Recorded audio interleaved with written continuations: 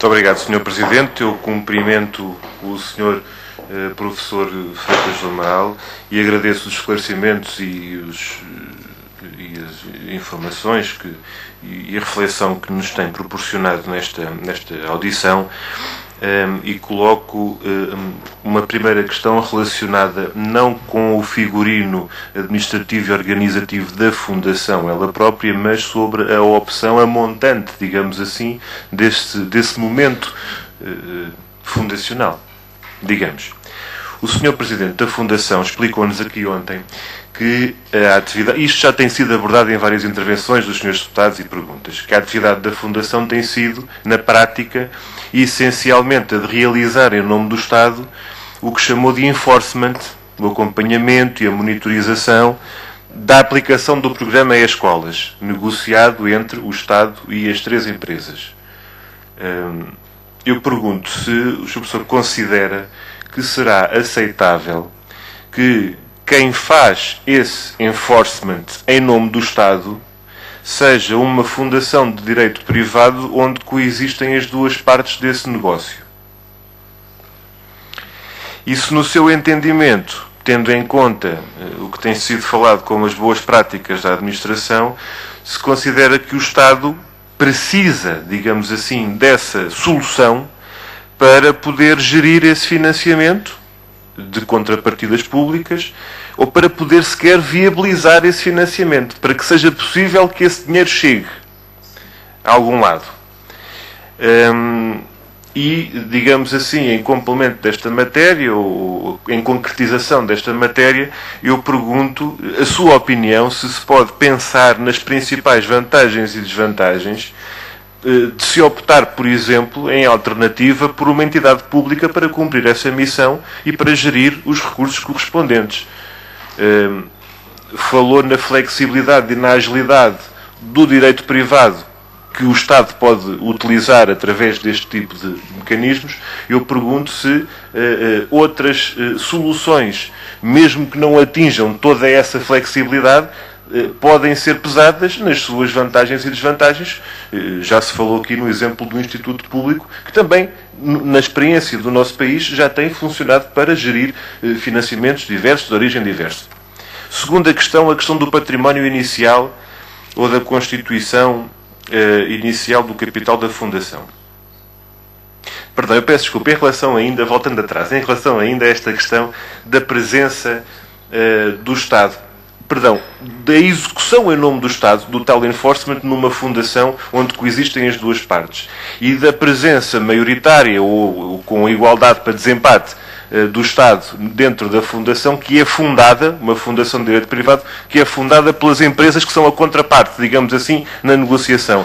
É que o Sr. Professor refere uma questão muito interessante, entre muitas outras, no seu relatório e parecer, que é a questão do dever de lealdade e de cuidado dos administradores.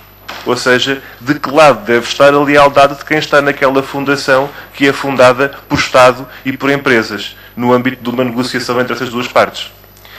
Agora sim, a questão do património inicial.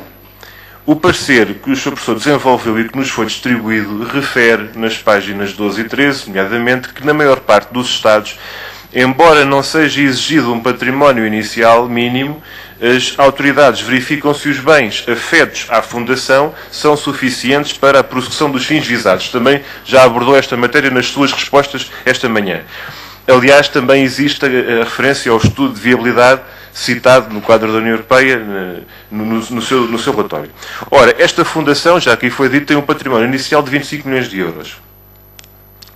E já aqui foi dito também que está um pouquinho abaixo, vamos ver se é um pouquinho, mas estará abaixo desses 25 milhões de euros e, no entanto, ao abrigo do desenvolvimento deste programa E-Escolas e outros que supostamente correspondem ao objeto da Fundação, foram já investidos até setembro de 2009 um total de 854 milhões de euros. 373 dos operadores,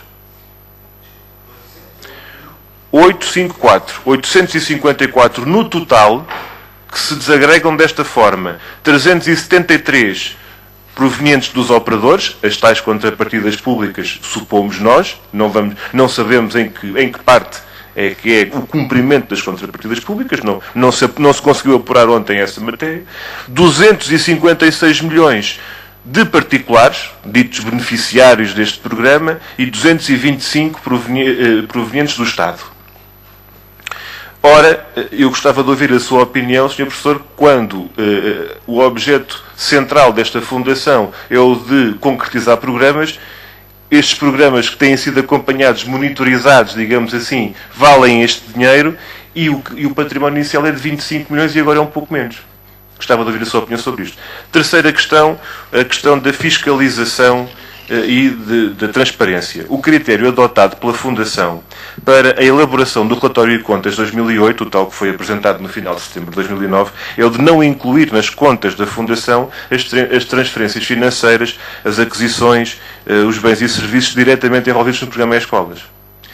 Na prática, esse relatório de contas fala, digamos assim, da vida interna da Fundação, ou seja, fundamentalmente das contas de funcionamento. E eu, em relação a este reporte e esta apresentação da atividade financeira associada a este programa, eu gostava de perguntar ao Sr. Professor se acha normal que se tenha que recorrer a auditorias, ao Tribunal de Contas, a comissões de inquérito, para que se venha a conhecer a execução concreta deste programa que esta Fundação supostamente monitoriza. Porque, inclusivamente, o Sr. Professor fala no seu parecer, na página 20, sobre a fiscalização preventiva e a exigência que é colocada em vários Estados, e fala do caso espanhol e de alguns länder alemães, em que essa fiscalização preventiva é uma questão colocada, e aqui nem a posteriori, à exceção de situações desencadeadas especificamente para tal. Nós, há algum tempo atrás, apresentámos uma exposição ao Sr. Presidente do Tribunal de Contas, e isso contribuiu para a decisão tomada pelo Tribunal de Contas de desenvolver uma auditoria. O que nós dizemos é isto, não precisava de chegar a este ponto. Gostava de ouvir a sua opinião sobre esta matéria.